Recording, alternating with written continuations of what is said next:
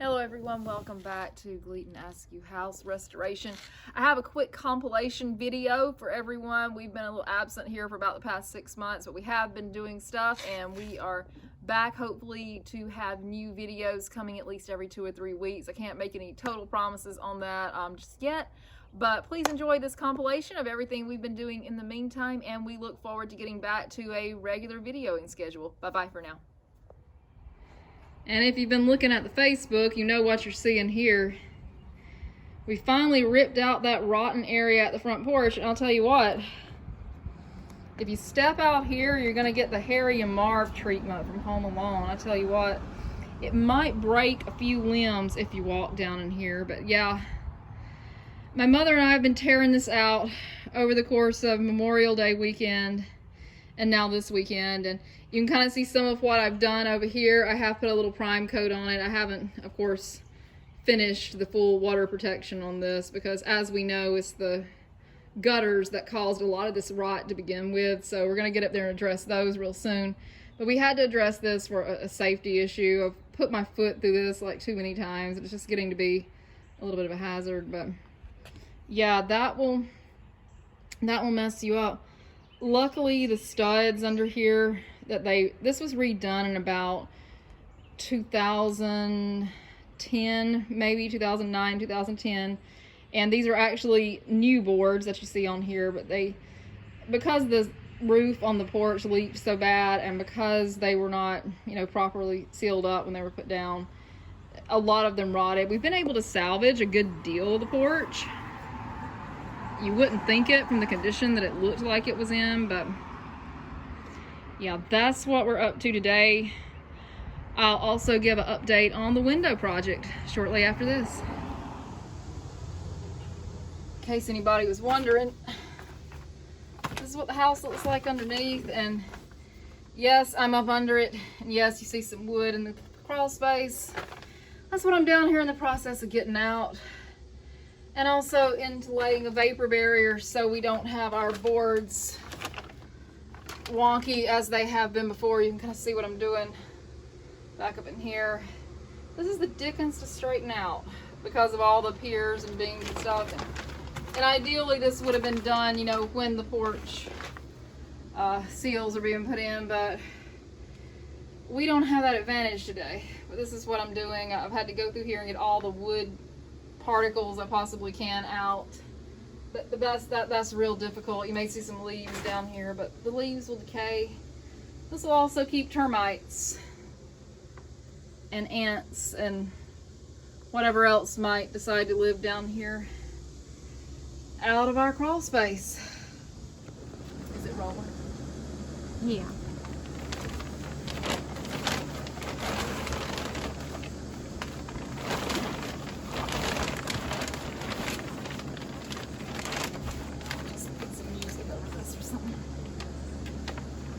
Of course, you got the dullest pair of scissors on planet Earth. Yeah, I'm just trying to do this. He do things the hard way around here. It builds character.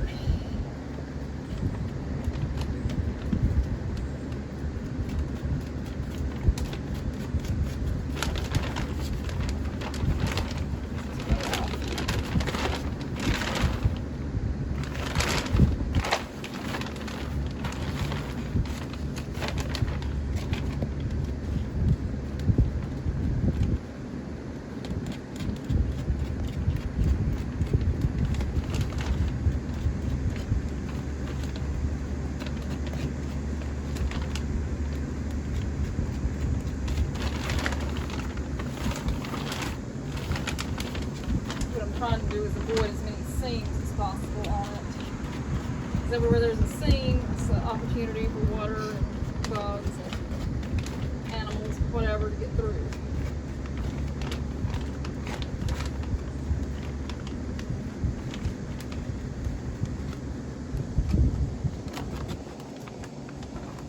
I think I want a taco.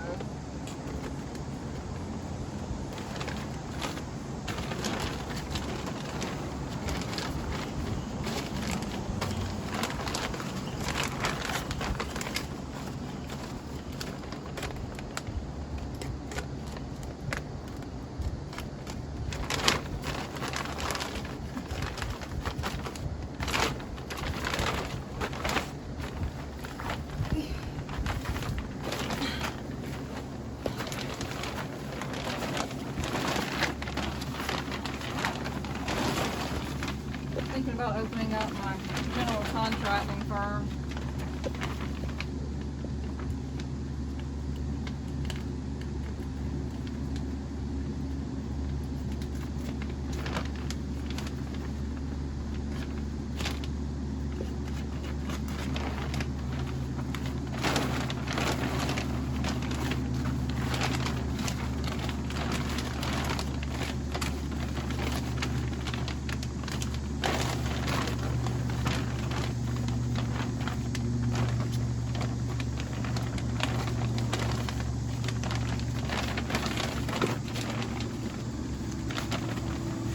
Giving it a good college try anyway.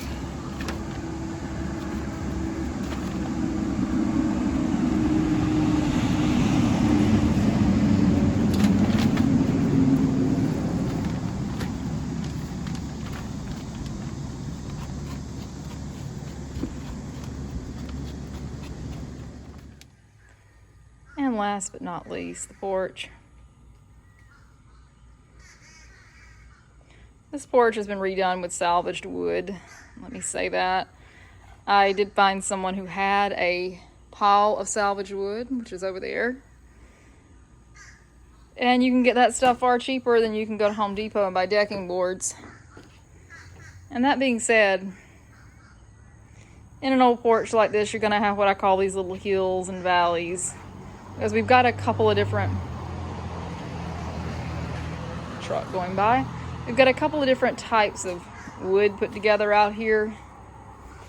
And before I get done with this, I'm going to put a plastic vapor shield under this as well as the rest of the house, just to prevent the humidity from causing, any more irregularities. But man, oh man, doesn't it look better than the nasty plywood? I think it does. Some of these boards that are on this are over 100 years old. Some of them are newer, but they're all salvaged.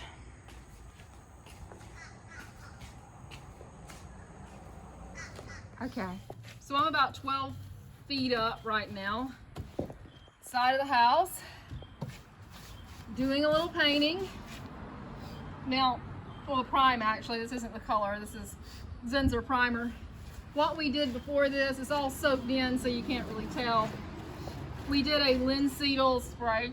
Excuse me, there's gnats out here. We did a linseed spray on this before, and now I'm coming over it with the Zinsser oil-based primer. You got to use an oil base on this, otherwise your wood's gonna soak it, and boy is this wood thirsty. Well, it says I haven't had a drink since 1970, so of course it's thirsty. Probably gonna have to do 2 coats of this. I'll probably spray the second coat if I'm able to, just from a work standpoint. We're getting the majority of it covered in this run, but wow, it sure makes a difference. It really, really does. We're also getting some electrical work done today, so I'm excited about that. Pretty soon, the lights are gonna come on, so yeah, we're really excited. The day the lights came on, it'll be a monumental day. Something that has not been said here since probably the mid-90s. So we're looking forward to it. I'm not gonna just go all the way up to that because it's kind of useless, because that's got to be pressure washed.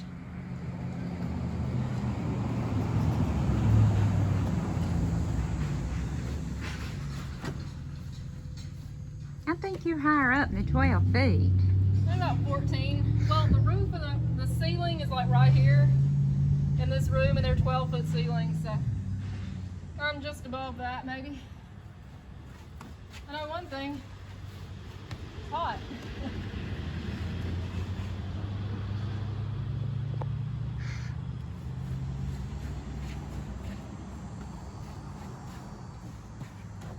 Oh, boy, howdy. Oh.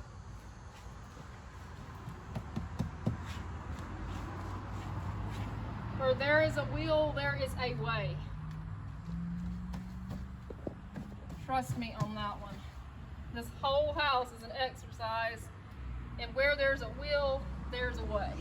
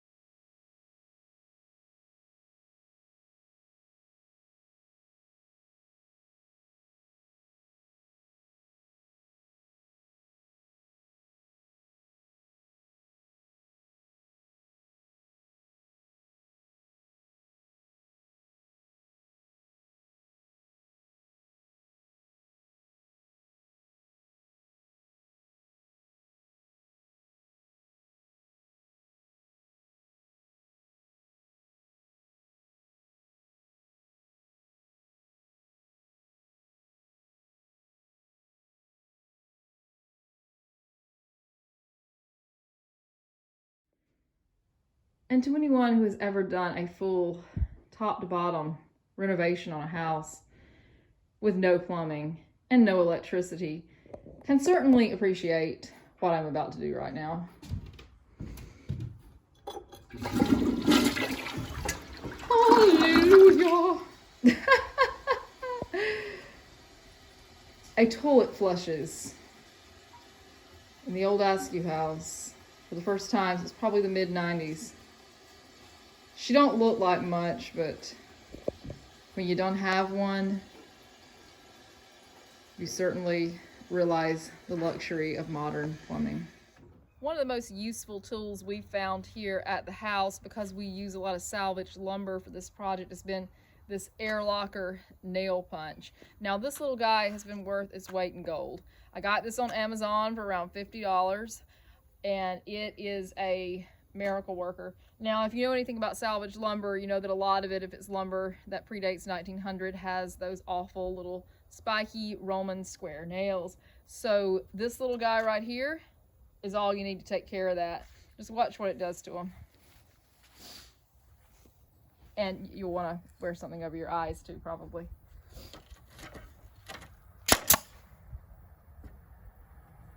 There she goes. And just keep moving it on down. And you don't even have to really bend it back. You just take the shaft of the nail gun, put it over it, fire it. See?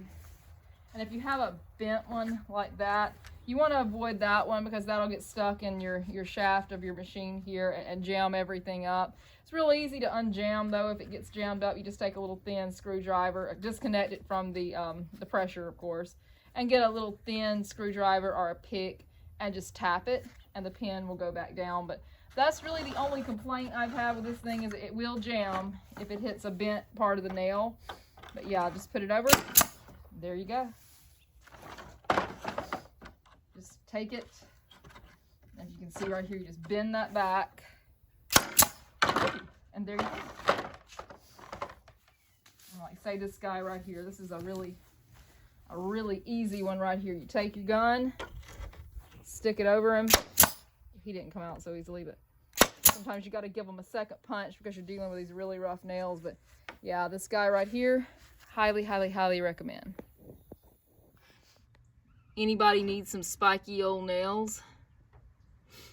Back in the old days, if a house burned down, they would comb through the ashes to get out these things because they're all hand forged. And yes, we are using a magnet to get these up off the grass. There's just nowhere out here to do them in a place where we can gather them on a surface, but I am using a magnet. So hopefully these won't come back to haunt us later in the form of a flat tire. So this is how we get up all those nails. And boy.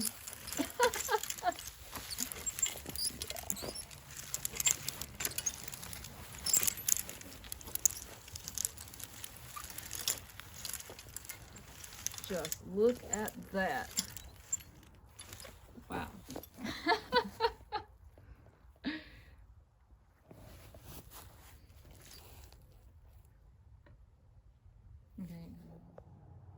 This is that big pile of wood you might remember from this summer that we brought up here after it's been denailed. It's not the whole pile. Some of it's sitting inside because it's going to be the floor for the little bedroom and the powder room. Wow, doesn't it look so much nicer and beautiful and organized?